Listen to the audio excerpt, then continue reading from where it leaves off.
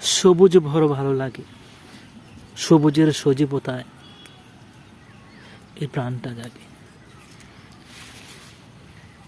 এই দেখছেন থানকুনির পাতা। এ পাতার আছে বিশেষ কার্যকারিতা।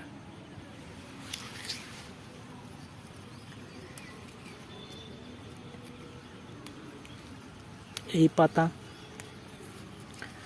কালো জিরা দিয়ে বেটে খাইলে, কারো পুরাতন আমাশা থাকলে বা আমাশার কোনো ভাব থাকলে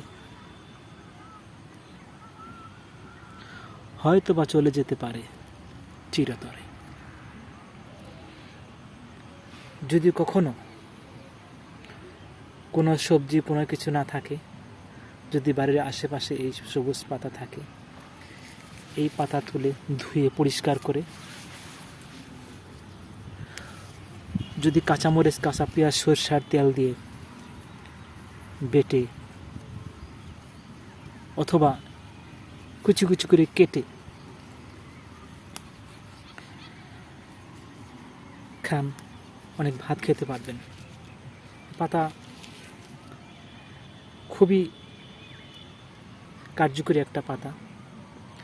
হয়তোবা বলতে পারি না সে কথা, তবুও বলছি, সবুজ প্রেমী মানুষ আমি, সবুজকে অনেক ভালোবাসি, তাই সবুজ নিয়ে বিভিন্ন কথা বলি। তো কথা বলতে বলতে এই পাতাগুলো আমার সামনে পড়ে গেল, তাই আমি এখন এই পাতা উঠাচ্ছি। আমি যখনই কোথাও এই পাতা পাই, আমি নিজে নিজে উঠিয়ে বাসায় নিয়ে যাই। বাসায় নিয়ে কালো জিরার সাথে বেটে, কালো জিরা, পেঁয়াজ, তারপর রসুন দিয়ে মিক্স করে বেটে সরষের তেল দিয়ে খাই, সেই সুস্বাদু। তো অনেক সময় হাটে বাজারও পাওয়া যায়, কিনতে পাওয়া যায়। আমি অনেক কিনেছি, যশোরে ছিলাম, যশোরে কিনেছি, রাজশাহীতে কিনেছি, তারপর এই টাঙ্গাইল শহরে কিনেছি, বিভিন্ন জায়গায় যেখানে পেয়েছি আমি এই পাতা বাজার থেকে কিনেছি। তো মাঝে মধ্যে আমি আমার গ্রামের বাড়িতে যখন যাই, তখন আমি এগুলা পাইলে, রাস্তাঘাটে বা খেতে খামারে কোথাও পাইলে আমি এগুলো সংগ্রহ করি। তো যাই হোক, আমি এই পাতা খাওয়া শিখেছিলাম কোনো এক কর্মমুখী মানুষ, গ্রামের মানুষের কাছ থেকে। আমি কিছুই জানতাম না এই পাতা বিষয়। মাঠের মধ্যে সে ভাত খাবে, ভাত খাওয়ার জন্য তার মাছ, মাংস, ডাউল সবই আছে, কিন্তু তার কাছে মাছ, মাংস, ডাউল ভালো লাগে না বলে সে আমাকে এইসব পাতা উঠাতে বলল। আমি উদ্দেশ্য বুঝতে পারিনি, আমাকে শুধু বললো তুমি পাতা উঠিয়ে নিয়ে আসো। তো আমি পাতা উঠিয়ে আনলাম। আনার পরে উনি নিজে নিজে এসব ধোলাই করে চাকু দিয়ে কুচি কুচি করে কেটে কাঁচামরিচ, কাঁচা পেঁয়াজ, সরষের তেল দিয়ে লবণ দিয়ে মাখিয়ে নিজে খাইলো এবং আমাকে খাওয়ালো। খুবই টেস্ট ইন্টারেস্টিং। তো আমি সেই থেকে সব পাতা খাওয়া শিখেছি। আগে ছোটকালে দেখতাম যে নানি, মা মাঝে মধ্যে এসব পাতা বেটে, এই গন্ধরপ নামে এক ধরনের পদার্থ পাওয়া যায়, হলুদ টাইপের, গন্ধরপ বলে, এসব বেটে দুটো একসাথে করে বেটে সরষের তেল দিয়ে মাটির খোড়া, মাটির যে পাত্র, খোড়া যেরকম, যে এরকম খোড়া বলে আর কি, ঢাকনা, তাতে মিক্স করে শরীরে মাখাতো। শরীরে মাখালে কি হতো, শরীরে যত ঘাও পাচারি আছে সব ধ্বংস হয়ে যেত, 7 দিনের মধ্যে ধ্বংস হয়ে যেত, কোনো টাকা পয়সা লাগতো না। তো বিভিন্ন অঞ্চল থেকে মানুষ এসে এসব নিয়ে যেত। আসলেই গাছগাছালির কী যে উপকারিতা আমি বোঝাতে পারবো না। আমি এই মুহূর্তে এখানে বসে আছি, দেখেন এই সবুজ এই সবুজের কথা এই মুহূর্তে করি, এই যে গাছের পাতা, এই পাতায় কত উপকারিতা, এই দুর্বা ঘাস, এই ঘাস ছাগল গরু খায়, সেই ছাগল গরুর দুধ খাই, মাংস খাই, চামড়া দিয়ে বিভিন্ন কিছু বানাই।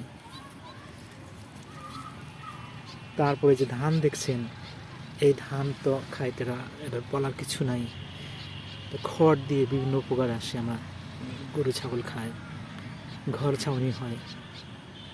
মানে আমি আসলে এই সবুজ যে কি একটা জিনিস পৃথিবীর মধ্যে, সবুজের কি যে উপকারিতা সেটা বলে বোঝাতে পারবো না। এই সবুজের দিকে তাকালে অনেক সময় চোখ জুড়িয়ে যায়। আপনার চোখ যদি ক্লান্ত থাকে, পরিশ্রান্ত থাকে, অনেক সময় মোবাইলে, টিভিতে, কম্পিউটারে কাজ করতে করতে চোখ ক্লান্ত হয়ে যায়, তখন যদি সবুজের দিকে তাকান দেখবেন চোখ আপনার অনেক শান্ত হয়ে গেছে।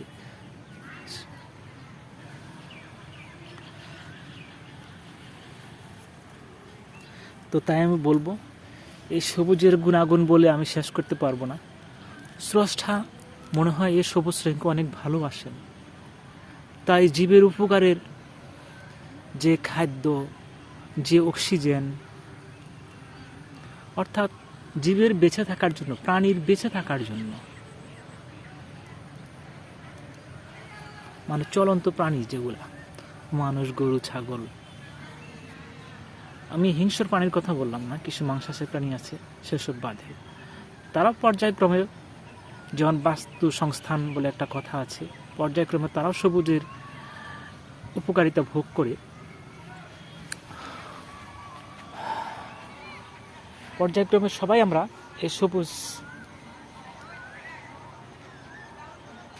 এই সবুজের উপকারিতা পেয়ে থাকি। সবুজ যে কী জিনিস সেটা আমরা বর্ণনা করতে পারি না। স্রষ্টা অনেক রঙের মধ্যে এই সবুজ রঙটা সবচেয়ে বেশি পছন্দ করেন। আমি শুনেছিলাম মানুষ এই সবুজ রঙটা নাকি অনেক পছন্দ করে। আমাদের বাংলাদেশের পতাকার রং সবুজ, তার মাঝে সূর্য, লাল সূর্য, খুবই একটা রহস্যময় পতাকার ডিজাইন হয়েছে। বাংলাদেশের পতাকাটা অত্যন্ত সভ্য একটা কালার, পারফেক্ট একটা কালার। স্রষ্টার, সৃষ্টিকর্তার পছন্দের রং দিয়ে আমাদের জাতীয় পতাকার রং হয়েছে। মাঝখানে আল্লাহ তাআলার প্রদত্ত যে সূর্য, যে পৃথিবীতে তাপ প্রদান করে, তাকে মাঝখানে রাখা হয়েছে। এই তাপের বিশেষ উপকারিতা রয়েছে। এই তাপের কারণে অনেক সময় অনেক কিছু সৃষ্টি হয়, ধ্বংস হয়। এই যে যেমন ধরেন, তাপের কারণে অনেক কিছু পুরো ধ্বংস হয়ে যায়, ছাই হয়ে যায়, কোনো উপকারে আসে না এমন কোনো কিছু। যেমন আপনি ধরেন তাপ দিয়ে রুটি ভাজতেছে, তাপ যদি আপনি মানে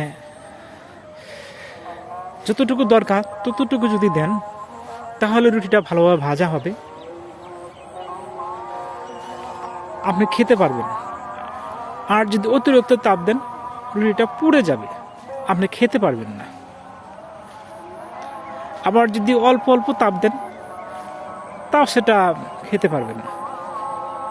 অর্থাৎ এই তাপের যে উপকারিতা রয়েছে, এই সূর্য যে তাপ যায় পৃথিবীর মধ্যে, এই তাপের কারণে এই পৃথিবীতে বিভিন্ন প্রাণীর জন্ম হয়। এক এক অঞ্চলে এক এক ধরনের মানুষের জন্ম হয়।